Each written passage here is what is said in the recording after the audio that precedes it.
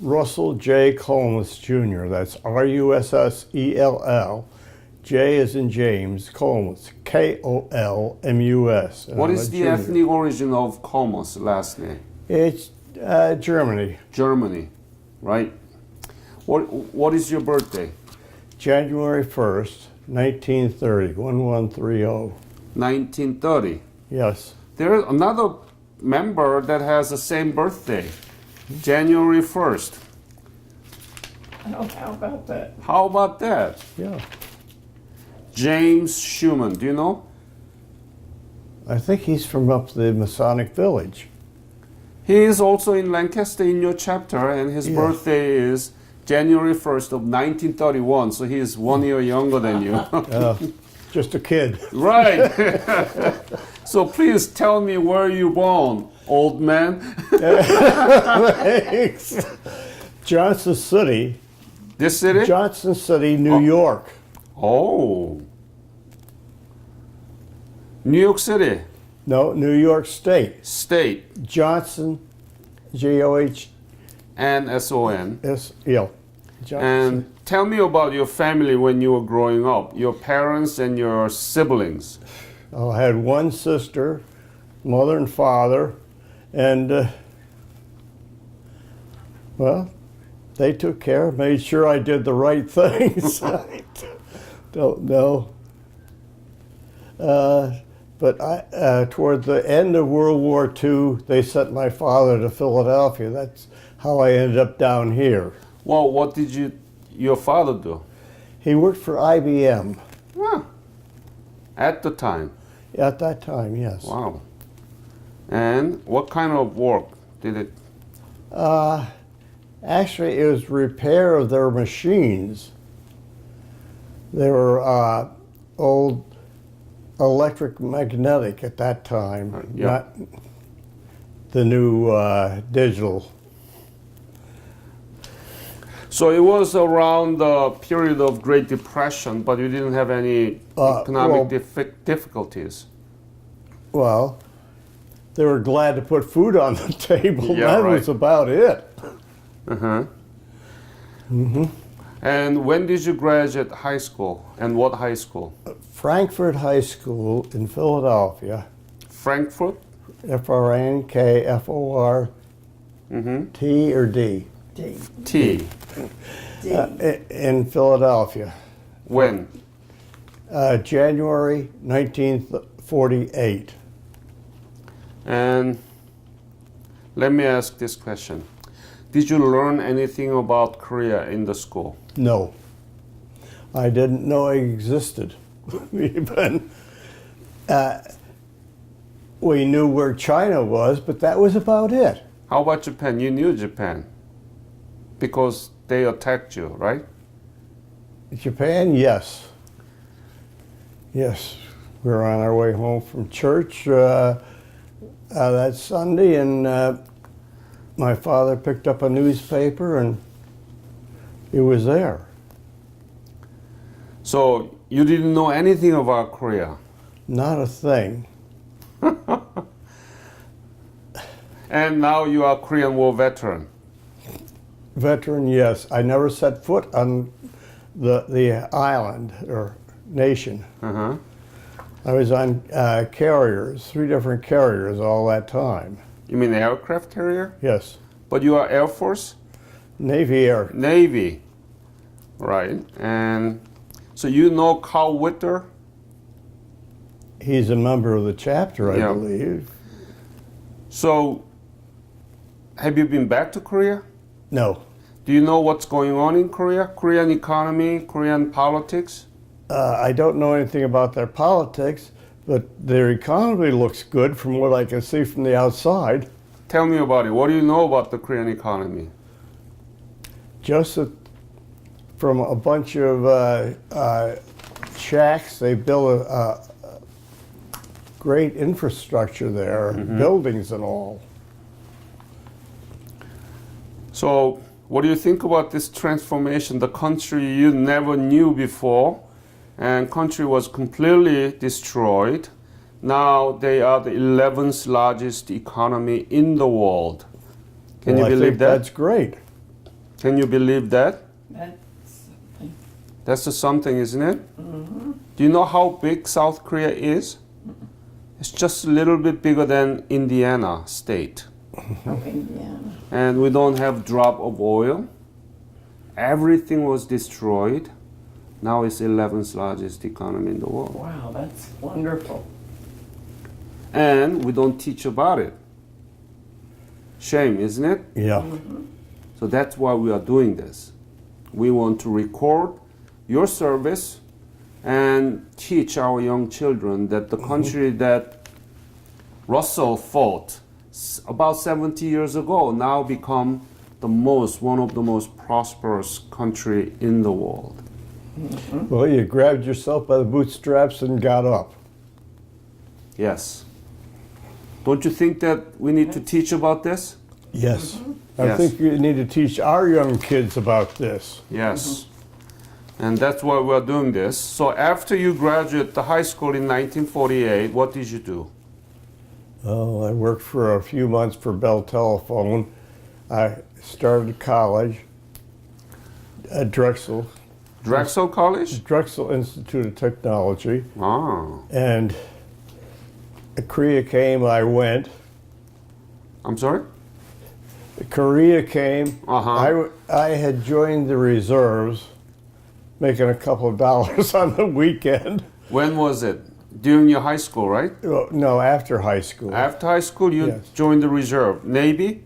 Naval Reserve. Uh-huh. And About $20 a month, right? once a month, yes. Yes. That's not bad. Yeah. As I say, Korea came, I went. When was it? By the way, what did you study in Drexel Institute I of started out in electrical engineering, Uh-huh. but I did not finish that up. Because after I came back, I switched to business. I graduated with a BS in finance and accounting. So when did you join the Navy?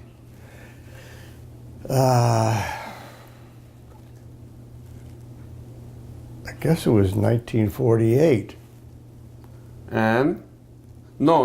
No, oh, You joined Reserves. Drexel Institute of Technology after graduation. Yeah. And then when did you join the Navy formally? well, they drafted us. Drafted. They drafted the reserves, Yeah. I should say. We were called up. I don't know exactly how to put it. When was it? 19 Late 50. late. I guess September of 1950. Mm-hmm. So where did you get the basic military? Willow Grove Naval Air Station. How was it? Not hard, Not hard. because it was only weekends, once a month. And I flopped around different things there. Mm-hmm. But we were drafted, as I say. We were sent, 200 of us were sent all around. And I ended up in Alameda, Alameda, yeah. Alameda, California. Mm-hmm. From there, well, we spent the time until this air group who had been in Korea came back because they thought they had it won, and they had been recalled and were going to send over. And from Alameda, we were the replacements for the ones they couldn't find. And When did you depart for Korea? From where? from actually, from Alameda, we were put on a seaplane tender, shipped down to San Diego, and put on the Valley Forge, USS Valley Forge, 47 or 45, December of 1950. So tell me about where you were in Korea. Sea of Japan, East Sea. east of Korea. Yes, Yeah, that's East Sea. yes, if you Yeah. say so. Yeah, Japanese call Sea of Japan, Koreans call East Sea. So Okay, I'll be appreciating if you say Okay, East East Sea. Sea. Okay, Fine. good. that's yeah. 14 So months. what was your MOS? What was your specialty? I was an aviation storekeeper. Aviation Storekeeper. store. Store. Yes, S-T-O-R-E. Keeper. What is that? Well, Explain it to the if, students. well, basically, my job was to see that the parts for the planes that needed replacing were there, and I could get them.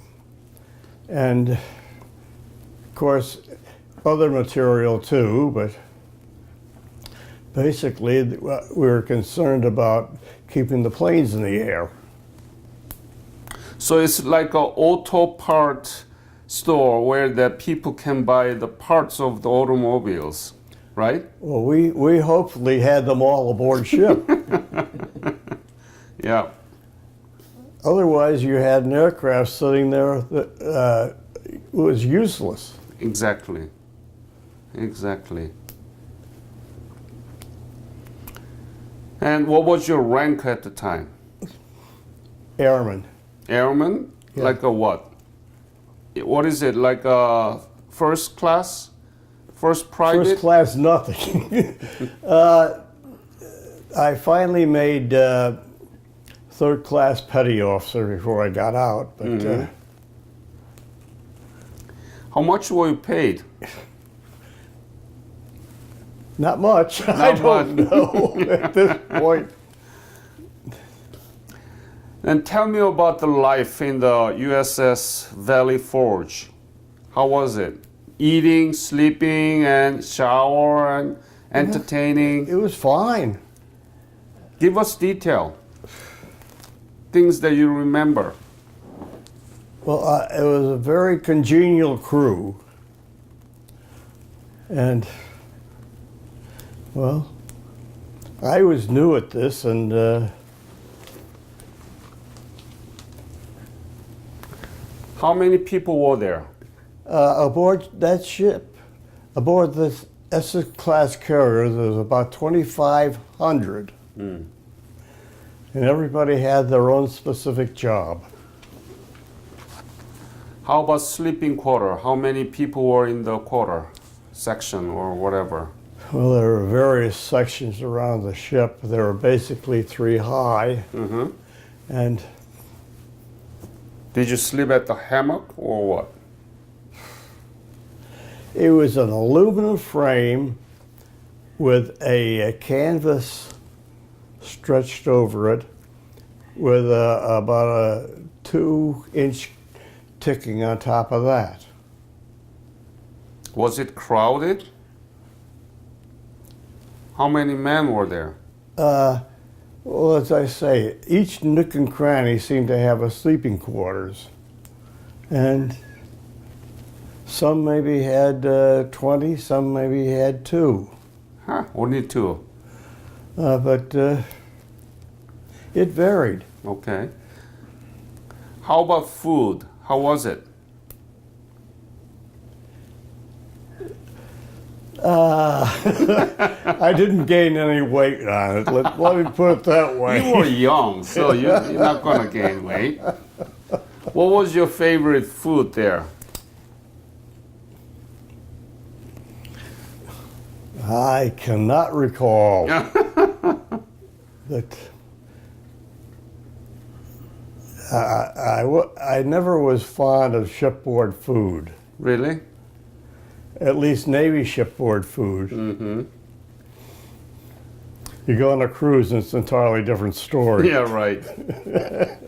We're talking about the war, so the food was pretty good inside of the aircraft carrier compared to the army people who Oh, were yeah. in the foxhole in the front line. Uh-huh.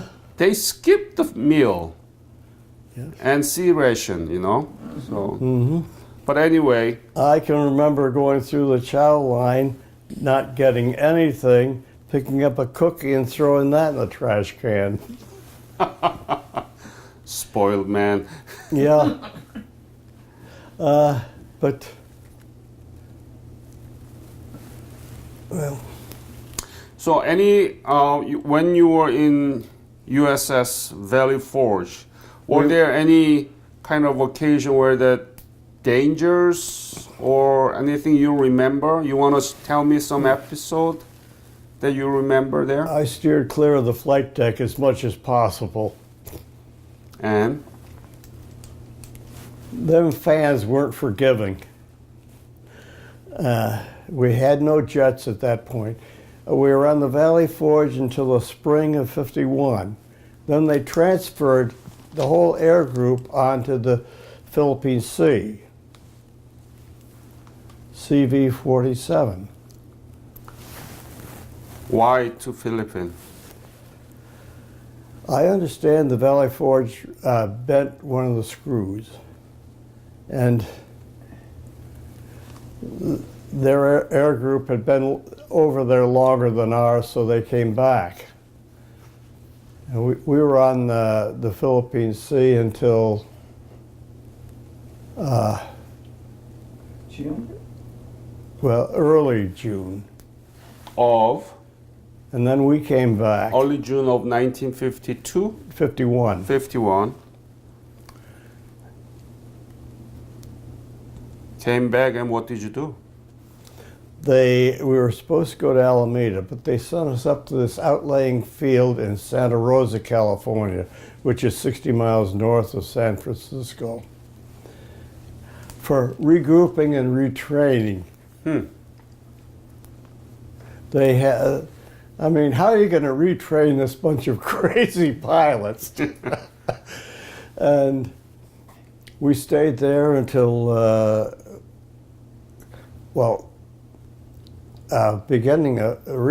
really the beginning of February of '52. I had been married in the meantime. Married? Married. And I mean, before you joined the Navy, were you married? no, No. engaged but not married. Wow. So now I want to have an angle for your wife too. Two of you together. We were married June of '52, '51. Look at my, she'll keep me straight. And ever since. Ever since. So you are endangered species. Yes. I guess so. So Jane, tell me about his service during the Korean War. Did he ever tell you anything about it, or do you remember anything? Not really. Not really. After we were married, he went back to California, and in 2 weeks he was back again to pick me up and take me to California. So I was in California with him till February. But he didn't tell you anything about his service during the Korean War? I find servicemen don't really talk about their service. How about up to now? Did he ever has he ever told you anything about Korean War? Not really. Not really. Russell, why didn't you tell her anything about your service during the Korean War? She didn't ask any specific questions. He would tell me fun things. Like what? Like when he brought some dishes back for me, and how he rented a rickshaw to carry the dishes and ran along each side Well, that Things was in like that. Tokyo. in Tokyo. But that's the type thing he. So, Jane, what do you think about our history textbook doesn't tell much about the Korean War, I despite... think it's a shame because each war, each different phase has something to do with history and is possible to be repeated.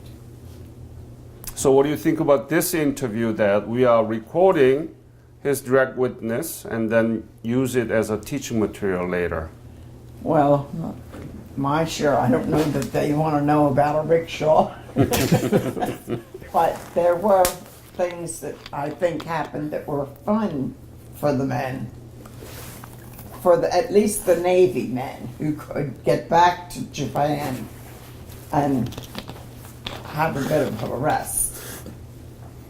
So Rest? Russell, any other story that you want to tell about your Korean War service? Well, as I say, that last tour we went out on the Boxer, CV-21. Oh, tell me about it. Detail. Well, it was August. We tried to burn it down. Burn down what? The carrier. Why? Where? They Tell me were- about the Korean War part.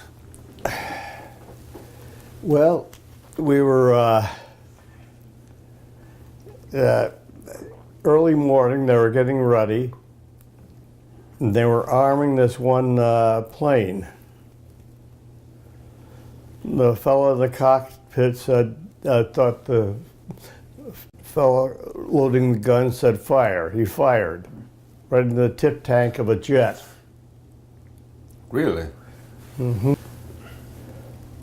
I put a week in sick bay after that, smoke inhalation. But other than that, my job was to get the supplies they wanted and like that. And each hatch was a different level, and I still have nicks on my shins from them. Any other story that you remember inside of the Valley Forge about the war when you were in East Sea, right? Yes. Yes. Were there any enemy attack? Now, I don't remember which ship we were on, but one time a submarine started to surface right in the middle of we were refueling. You know, we sat back and refueled every few days. But You mean North enemy submarine? we have no idea. Huh. We split the tanker and we like that. There was oil all over the ocean. Nobody ever reported the oil spill. Destroyers went in and dropped depth charges. We'd have no idea what happened. That's it? That's it for that one. Mm-hmm. But Another one? I really don't know. We would sit back and replenish, and cargo ships would come alongside, reload bombs and other supplies. Had it bombed Yeah. any part of North Korea? They would put them aboard. 100-pounders, they'd flip across the deck. They weren't armed, they weren't going off or anything. They'd flip them across, and the guys on the other side would stack them to be taken down below. But things like that. Then, of course, they were brought back up from the armory to load on the planes. And that was an early morning task. Weren't your pilots on Incheon? Weren't pilots on Incheon? I've heard the pilots talk about it. I don't know. Okay. Our planes were mostly up north, bombing supply routes and like that, taking out that sort of thing. Any thing that you remember about that operation? Well, I wasn't on a plane. Right. is on the ships. No, we sweated the planes back in and patched up the holes in them and things like that. When was John taken? Huh? When was John taken prisoner? Oh, I don't know. One of our pilots. We had a couple, two or three ended up as POWs Or how? from our air group. Air group? From the air group, carrier air group 2.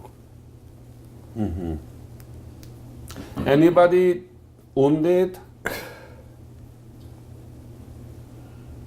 You were not wounded, right? Oh no, I was overcome by smoke. Smoke, yes. You mentioned that. Smoke inhalation. No. We almost got the executive officer of the ship.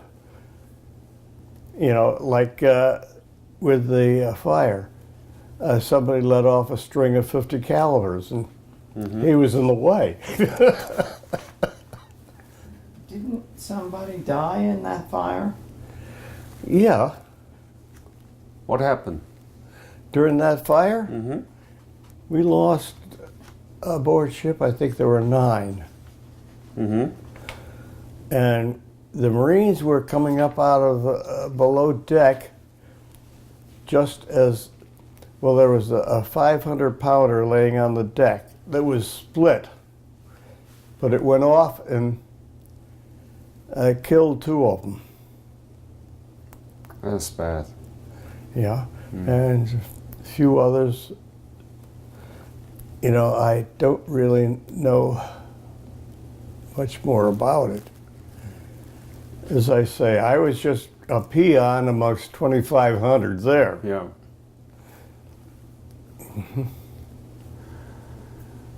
Any other story that you want to tell? You're not interested in flying around Japan or like that. Were you flying around Japan? Getting my flight pay. Uh-huh. Yeah. Yeah. I was telling you, we went down to Atsugi and we're flying. The first thing I know, we're flying about 10 feet above the water while the pilot's checking out the bathing beauties on shore. And I say, hey, this is a fixed landing gear plane. Those wheels hit the water and we're going to flip. Next thing, we're flying back at Yokosuka, and I thought I was going to try to land on the ship and dock. You don't do that with the old Essex class carriers. No, other than that, real dull, whatever. We didn't do that, did our job, and we're glad we got home. One piece. Yeah, in one piece. Russell, you were the U.S. Navy and part of the Korean War. Right. And you deterred communist expansion.